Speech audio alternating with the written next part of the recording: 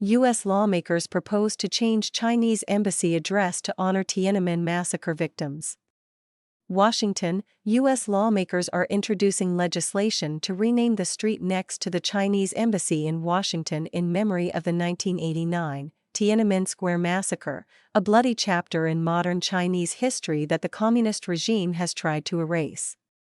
Senator Rick Scott is introducing the legislation on June 4, the 37th anniversary of the 1989 massacre.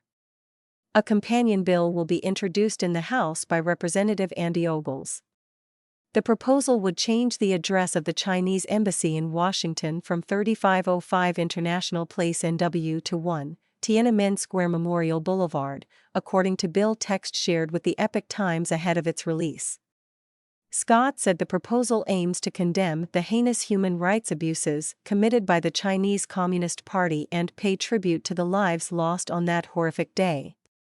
37 years ago, the world witnessed the true brutality of the Chinese Communist Party when countless peaceful demonstrators were murdered in cold blood for opposing the communist regime, he said in a statement to the Epoch Times.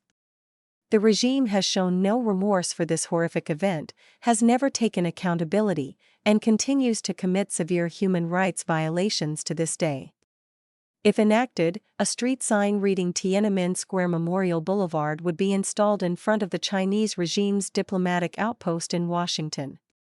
Maps, regulations, and any other official records that reference the location would also be updated to reflect the new name. On the night of June 3, 1989, the CCP sent troops to crush weeks of student-led protests in Tiananmen Square calling for greater freedom and a more open society. Soldiers then rolled in with tanks, crushing peaceful demonstrators and firing live rounds at unarmed students in the center of Beijing. Witnesses and human rights groups estimated that hundreds, possibly thousands, lost their lives before dawn. To this day, Beijing has yet to disclose the number or the identities of those who were killed. Chinese authorities have kept the victims' families under tight surveillance, and internet censors scrubbed any information alluding to the bloody event, leaving many younger Chinese unaware of what happened that night. Ogles, who's leading the legislation along with Scott, denounced the Chinese communist regime as immoral and genocidal. The CCP may try to erase history, but we will not forget, he said in a statement. As the CCP continues its reign of terror, America must unequivocally condemn its human rights abuses and honor the victims who were slaughtered in 1989. In the days before this year's June 4th anniversary, dissidents and activists from multiple cities across the country told the Epoch Times that they are under tight police surveillance or have received warnings from authorities against participating in public gatherings and speaking to foreign media. Security is also tight in Hong Kong. On June 3, the Epoch Times saw a performance artist being stopped and searched by plainclothes police after trying to remember the victims with a thin red thread in Hong Kong's bustling Causeway Bay area. Since Beijing's imposition of the national security law in 2020, Hong Kong authorities have shut down the annual candlelight vigils that used to draw thousands in memorializing the victims of the Tiananmen massacre. The group organizing the commemoration has disbanded, and its leaders, Chow Hang-tung and Li Chuk-yen, are now in custody facing a national security trial. Despite the CCP's relentless censorship efforts, Secretary of State Marco Rubio said the world will not forget the 1989 massacre.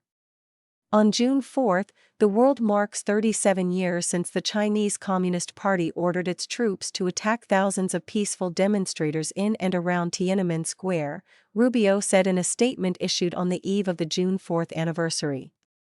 We remember their lives and honor their legacy. No amount of censorship can erase the past. Those who sacrifice to uphold their unalienable rights of free expression and peaceful assembly will be vindicated someday. Renaming the addresses of foreign countries' embassies in the United States has been used as a way to honor people who died at the hands of their authorities. In June 2022, the street in front of the Saudi embassy in Washington was renamed after Jamal Khashoggi, a columnist who was murdered in 2018 at the Saudi embassy in Istanbul, Turkey. U.S. intelligence later concluded that Crown Prince Mohammed bin Salman, Saudi Arabia's de facto ruler, had authorized Khashoggi's killing, a claim the Crown Prince has denied. Phil Mendelssohn, president of the District of Columbia Council, which unanimously passed the renaming measures, said at the time that the move was meant to create a memorial in his honor that cannot be covered up or repressed.